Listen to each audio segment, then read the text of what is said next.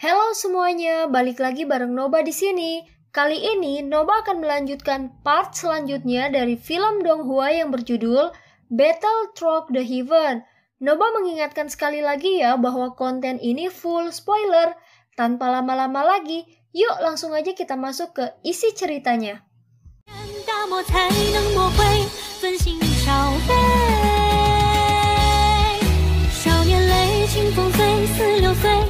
Melanjutkan dari cerita sebelumnya, aura yang luas dan kuat melonjak keluar dari tubuh Soyan ke segala arah seperti gunung berapi yang meletus pada saat ini. Tanah segera membentuk retakan yang tak terhitung jumlahnya. Aura kuat yang meletus dari Soyan juga menyebabkan Yi Chen yang berada di dekatnya terkejut. Sebelum dia bisa pulih, tinju yang dibungkus oleh api ungu coklat merobek ruang seketika dan dengan kejam menghantam tangannya. Gelombang angin yang sangat kuat ini bahkan dapat menerbangkan lapisan lantai granit yang keras. Banyak kegemparan meletus. Semua orang pun melihat sosok Yi Chen di medan pertempuran saat ini.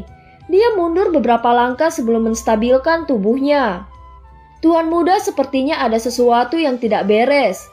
Aura orang ini jauh lebih kuat dibandingkan saat itu, ucap lelaki tua di belakang Chen Tianan.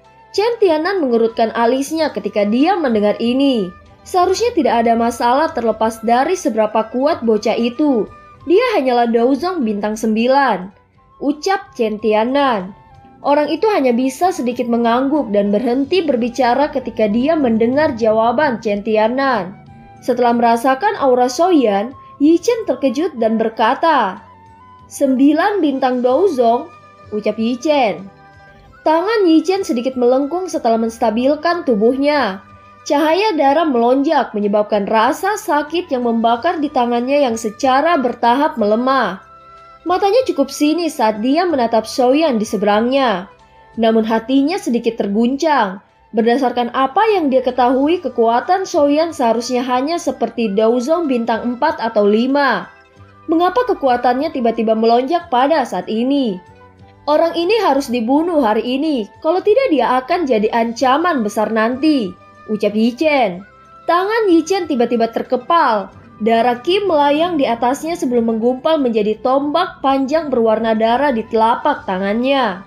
Kedua matanya berangsur-angsur berubah warna menjadi merah. Siapapun yang menyaksikan pasti menyadari bahwa iblis Yi dari Sekte Langit Mendalam sedang bersiap untuk membunuh seseorang. Tombak darah diaglomerasi dan aroma darah perlahan menyebar dari tubuh Yi Chen. Tubuh Yi Chen menghilang dalam sekejap mata. Sesaat kemudian ada gelombang ruang di samping Soyan. Tombak berdarah tajam penuh dengan Qi berdarah muncul dan hampir menusuk kepala Soyan. Soyan mendengus dingin setelah merasakan serangan Yi Chen. Tubuhnya terus bergeser satu langkah ke kanan dan menghindari tombak darah itu. 7 tombak pembunuh, teriak Yi Chen. Cahaya berdarah di mata Yi Chen menjadi lebih padat setelah tombak melesat. Tombak panjang itu tiba-tiba menari dan berubah menjadi banyak tombak berdarah yang melesat ke semua titik mematikan di tubuh Soyan. Dihadapkan dengan serangan seperti badai Yi Chen, cahaya perak mulai memancar di bawah kaki Soyan. Banyak bayangan muncul dan Soyan menghindari bayangan tombak berwarna darah yang padat itu. Tombak darah menusuk ke depan dengan eksplosif. Tombak panjang yang menari menjadi kaku dan ekspresi Yi Chen juga berubah. Penonton melihat ujung tombak panjang itu dengan paksa dicengkram oleh 2 jari Soyan dan itu tertutupi api ungu coklat. Reaksi cepat Soyan juga menyebabkan Yi Chen terkejut. Dia merasakan betapa merepotkannya berurusan dengan Soyan. Yi Chen segera menarik tombak darahnya. Tubuhnya melintas dan berubah menjadi bayangan darah yang bergegas ke sisi Soyan. Telapak tangan jahat darah, teriak Yi Chen. Sebuah telapak yang haus darah luar biasa akan menghantam jantung Soyan. Senyum dingin melintas di wajah Soyan dalam menghadapi serangan ganas semacam ini. 3000 lotus berwarna ungu coklat tiba-tiba keluar dari dada Soyan. 3000 lotus ini berubah menjadi naga api yang dengan kejam dan bertabrakan dengan telapak tangan Yi Chen. Ketika nyala api dan kabut darah bertabrakan, kabut putih pun mendesis meletus. Naga api bertindak sebagai penghalang saat Soyan mundur beberapa langkah terus-menerus. Dia melihat wajah Yichen yang muram dan marah. "Aku tidak percaya bahwa aku tidak bisa menghabisimu hari ini," ucap Yichen marah. Beberapa ketidaksabaran akhirnya muncul di dalam hati Yichen setelah dia gagal menyebabkan Soyan terluka. Meskipun telah berulang kali melepaskan keahliannya, kedua tangannya terkepal dan kabut darah ganas terus mengeluarkan suara mendesis saat merembes keluar dari pori-porinya. "Tangan setan menawarkan surga," teriak Yichen. Setelah teriakan terdengar, ruang di mana telapak tangan Yichen berada mulai berfluktuasi. Banyak retakan hitam gelap mulai tiba-tiba menyebar dari ruang itu. Aura pembunuhan yang melonjak ke langit menyebabkan ekspresi mereka yang hadir berubah.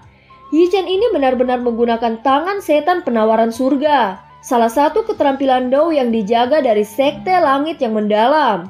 Soyan memang luar biasa untuk memaksa Yichen sedemikian rupa, tapi aku ingin tahu apakah dia akan dapat menerima serangan ini, ucap penonton lain.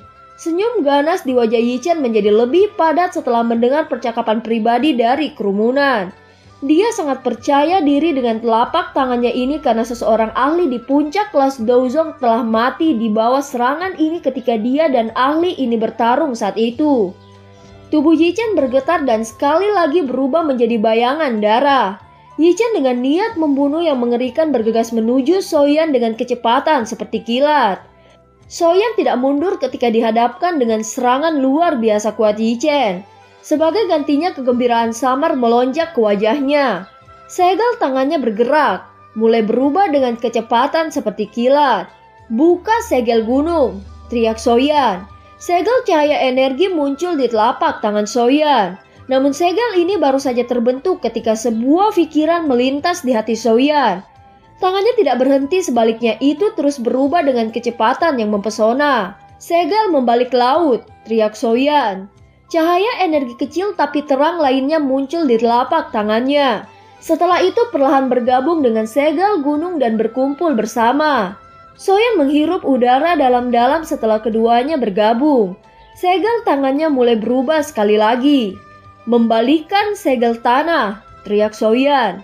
Sebuah cahaya terang berwarna kristal ungu coklat melonjak keluar dari telapak tangan Soyan. Dan itu berubah menjadi jejak kristal seukuran kepalan tangan yang perlahan bergabung dengan dua segel dari sebelumnya. "Ya ampun ayam berisiknya." "Membalikkan segel tanah," teriak Soyan. Sebuah cahaya terang berwarna kristal ungu coklat melonjak keluar dari telapak tangan Soyan.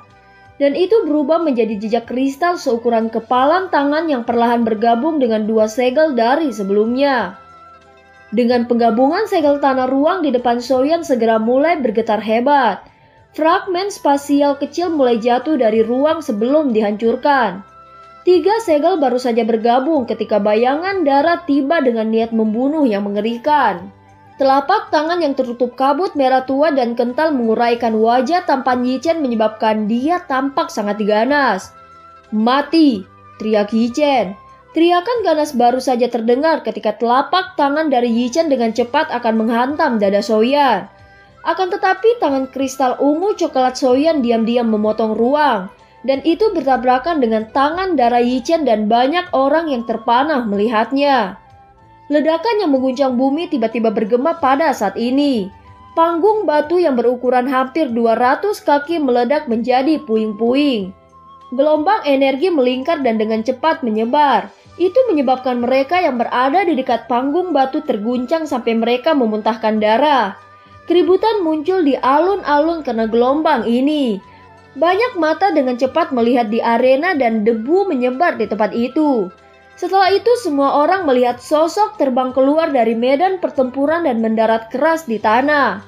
Mata semua orang melihat sosok itu yang ternyata adalah setan pembunuh dari sekte langit Yichen. Tidak lama Soyan pun muncul dari arena yang dipenuhi debu itu. Soyan terlihat baik-baik saja seolah tidak mengalami pertempuran besar. Yichen akhirnya memuntahkan seteguk darah segar pada saat ini. Harga dirinya benar-benar hancur hari ini. Soyan tersenyum saat melihat Yichen yang memuntahkan seteguk darah segar. Jari Soyan menggosok cincin penyimpanan berwarna darah di tangannya.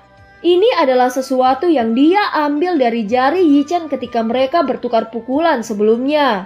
Serahkan cincin penyimpanan itu, teriak Yichen marah sambil mengusap darah di mulutnya. Keinginan untuk membunuh melonjak di matanya. Jelas dia tidak mau mengakui kekalahannya begitu saja.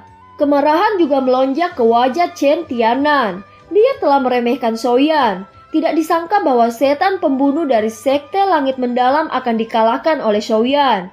Orang ini tidak boleh dibiarkan hidup. Kalau tidak, dia pasti akan menyebabkan masalah di masa depan, ucap Chen Tianan. Niat membunuh Chen Tianan jelas terlihat dan dia tiba-tiba melangkah maju. Dengan sekejap tubuh Chen Tianan muncul sekitar 10 kaki di depan Soyan.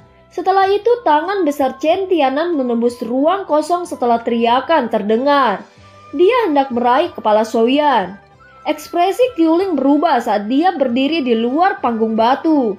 Chen Tianan bertindak seolah-olah dia tidak mendengar teriakan marah Qiuling. "Bayar hidup anakku!" teriak Chen Tianan marah. Chen Tianan mengungkapkan wajah ganas. Tepat ketika telapak tangannya hendak melakukan kontak dengan Soyan, senyum dingin muncul di wajah Soyan. Soyan menjentikan jarinya dan sosok emas tiba-tiba muncul di depannya. Tangan Chen Tianan dengan keras menghantam tubuh emas itu. Kekuatan penghancur yang menakutkan di tangannya tidak menyebabkan tubuh emas itu bergetar sedikit pun. Telapak tangan Chen Tianan jatuh. Gelombang perasaan mati rasa terasa di telapak tangannya menyebabkan ekspresinya segera berubah. Setelah itu tinju emas sosok itu menghantam kepala Chen Tianan. Setelah itu dokinya yang perkasa berkumpul di telapak tangannya saat itu dengan cepat bertemu dengan kepalan tangan. Panggung batu yang telah berubah menjadi pecahan batu pun pecah dan hancur membentuk lapisan debu di tanah. Tinju dan telapak tangan saling bersilang. Orang bisa menyaksikan Chen Tianan segera mundur. Baru saat itulah dia mengangkat kepalanya dan kaget melihat boneka setan langit di depan Soyan. Namun kekuatan boneka ini menyebabkan seluruh tubuhnya terasa sedingin es. "Boneka kelas Douzun," ucap Chen Tianan gemetar. Chen Tianan merasakan kekeringan melonjak ke mulutnya ketika dia memikirkan hal ini. Boneka orang ini benar-benar memiliki kekuatan yang menakutkan, ucap Chen Tianan lagi. Chen Tianan mundur dengan lemas. Kelompok dari Sekte Xuan yang mendalam segera mengeluarkan senjata berkilau dari cincin penyimpanan mereka. Mereka segera dipenuhi dengan keinginan membunuh saat mereka menatap Soyan.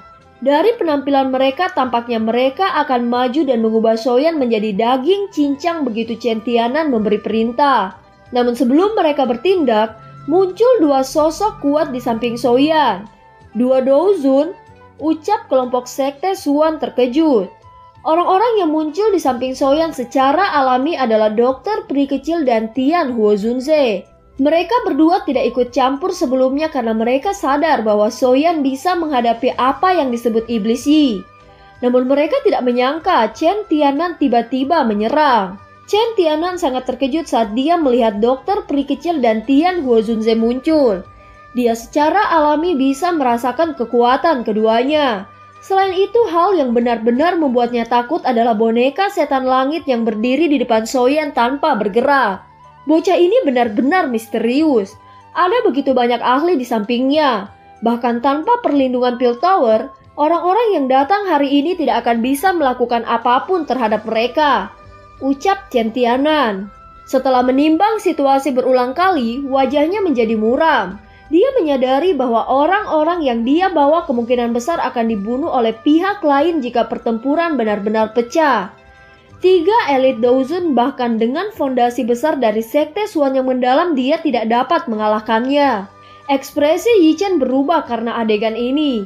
Meskipun ada sangat sedikit orang di antara generasi muda yang bisa melampaui dia, akan tetapi dia masih harus menahan kesombongannya di hadapan seorang ahli Douzun. Puncak kelas Douzong dan kelas Douzun adalah dua konsep yang sama sekali berbeda dan sulit untuk mengukur kesenjangan mereka. Pemimpin Sekte Chen, kamu sudah cukup membuat keributan hari ini.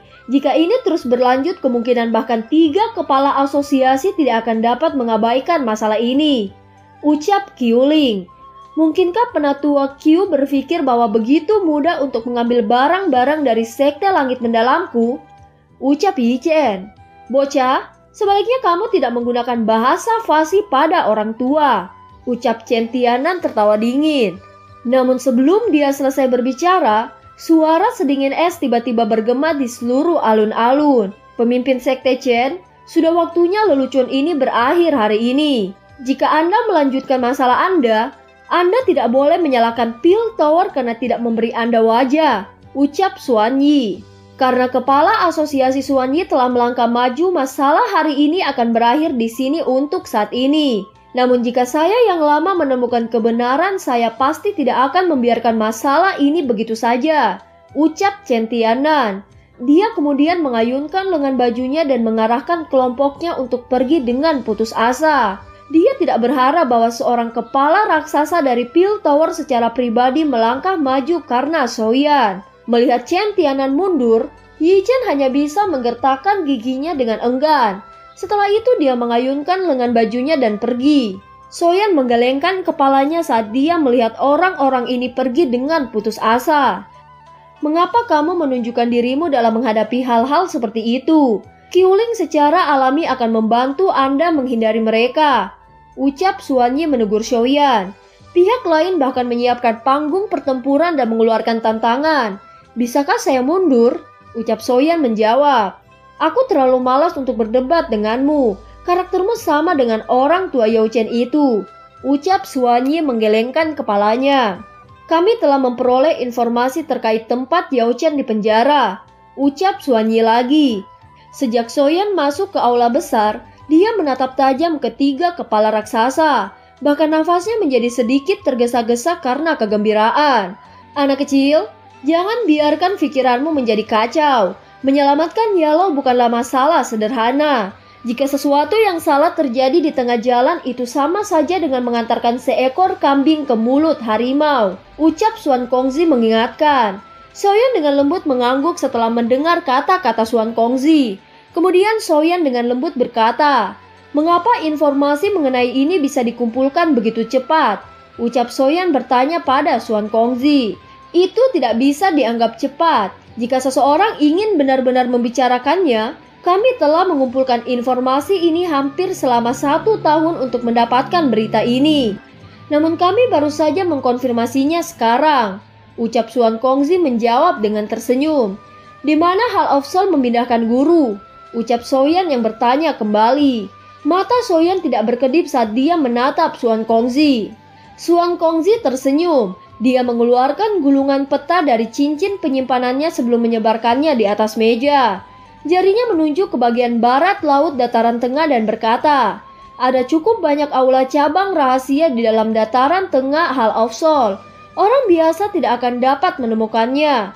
Ada pegunungan jiwa kematian di wilayah barat laut dan tempat itu menyembunyikan aula cabang Hall of Soul, ucap Xuan Kongzi menjawab. Apakah guru telah dipindahkan ke aula cabang pegunungan jiwa kematian ini? Ucap Soyan bertanya. Ya, dan jajaran pegunungan jiwa kematian ini dapat dianggap sebagai tempat berbahaya di dataran tengah, ucap Xuan Kongzi menjawab. Jika seseorang menerobos masuk secara acak, orang itu akan tersesat di dalamnya. Selain itu ada cukup banyak binatang ajaib yang kuat dan haus darah yang luar biasa di dalam pegunungan. Sangat merepotkan untuk berurusan dengan mereka. Mungkin inilah alasan mengapa Hall of Soul mendirikan aula cabang di tempat itu, ucap Xuan Kongzi menjelaskan. Jangkauan gunung jiwa kematian, berapa banyak ahli yang ada di aula cabang Hall of Soul itu? Berapa banyak douzun di sana? Ucap dokter peri kecil bertanya. Dokter peri kecil di sampingnya dengan lembut mengajukan pertanyaan yang paling penting. Soyan juga menjadi berpikiran jernih setelah mendengar pertanyaan dokter peri kecil. Hall of Soul sangat berhati-hati kepada Yao Chen. Kekuatan pertahanan yang mengawasinya jelas tidak mungkin lemah. Berdasarkan informasi yang kami peroleh, kemungkinan ada 5 elit douzun yang menjaga pegunungan jiwa kematian, ucap Xuan Kongzi menjawab dengan serius. 5 douzun? Ucap Soyan terkejut. Kekuatan ini benar-benar terlalu besar. Hall of Soul mengirim 5 douzun hanya untuk menjaga aula cabang. 5 douzun ini cukup untuk membuat faksi tingkat atas berlumuran darah. Dokter peri kecil dan Tian Huozunze juga memiliki wajah yang jauh lebih serius. Jelas mereka terguncang oleh kekuatan Hall of Soul ini. Soyan menghitung bahwa ada paling banyak 3 Daozun di sampingnya. Jika dia memasukkan boneka setan langit, saat ini dia juga mampu menahan seorang elit Daozun. Namun jika menghadapi 2 dari mereka, kemungkinan dia hanya bisa berbalik dan melarikan diri. Sekarang, kita hanya bisa menunggu Feng Zunze datang, ucap Soyan. Apakah ini sudah semua Daozun di aula cabang itu? Ucap dokter peri kecil bertanya. Berdasarkan informasi yang kami dapatkan seharusnya hanya ada 5 Daozun. Namun aula cabang pasti masih memiliki beberapa pelindung aula jiwa. Kekuatan bertarung gabungan mereka juga akan cukup kuat. Ucap Xuan Kongzi menjawab, perlindungan itu tidak bisa dianggap banyak masalah. Namun kalian semua harus berhati-hati untuk bertemu dengan seorang Tianzun. Ucap Xuanyi menambahkan, Tianzun? Ucap kelompok Soyan terkejut. Pelindung Hall of Soul dibagi ke dalam kategori langit, bumi, dan manusia. Tianzun adalah ahli terkuat di antara peringkat tetua yang terhormat. Bahkan Old Mugu tidak memenuhi syarat untuk menjadi Tianzun di Hall of Soul. Ucap Xuanyi menjelaskan. Bahkan dengan ketenangan Soyan pun dia sampai mengurutkan alisnya saat dia memikirkan hal ini. Ada perbedaan besar antara setiap level dalam kelas Daozun. Bintang 5 Daozun. Kemungkinan bahkan kekuatan gabungan dari dokter peri kecil dan boneka setan langit akan mampu melawan mereka. Tetapi kemudian beberapa Daozun di pihak Soyan akan menjadi lebih terbatas.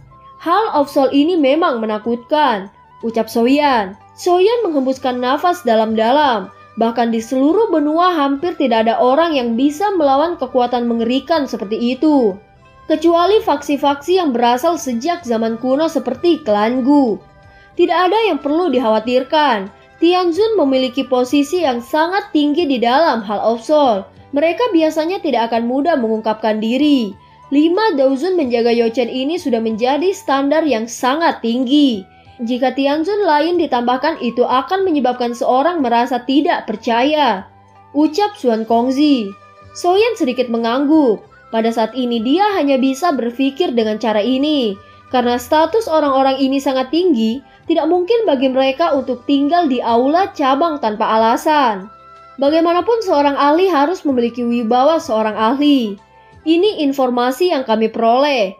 Pengumpulan pil tidak jauh dari pegunungan jiwa kematian. Seharusnya cukup untuk sampai di sana dalam 5 hari atau lebih, ucap Xuan Kongzi.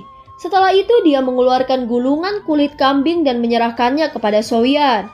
Ini adalah peta interior pegunungan jiwa kematian.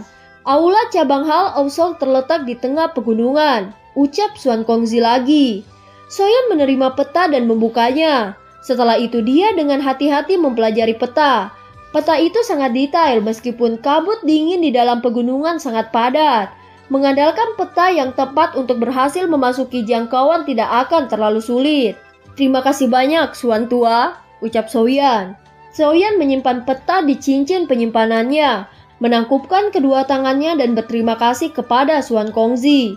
Ini hanya masalah sepele. Bagaimanapun hanya ini yang bisa kami bantu. Kalian semua harus mengandalkan diri kalian sendiri untuk tindakan terakhir, ucap Xuan Kongzi. Jika menara pil tidak membantu kami mengumpulkan informasi, kami tidak tahu kapan tepatnya sampai kami menemukan lokasi di mana guru dipenjara. Karena itu ini bukan masalah sepele, ucap Soyan. Xuan Kongzi tersenyum dan mengangguk. Dia bertanya, kapan kalian semua bersiap untuk berangkat? Ucap Xuan Kongzi bertanya. Soyan merenung sejenak sebelum menjawab. Operasi ini harus dipersiapkan dengan baik. Oleh karena itu kita harus menunggu sampai Feng Zunze bergegas, ucap Soyan menjelaskan.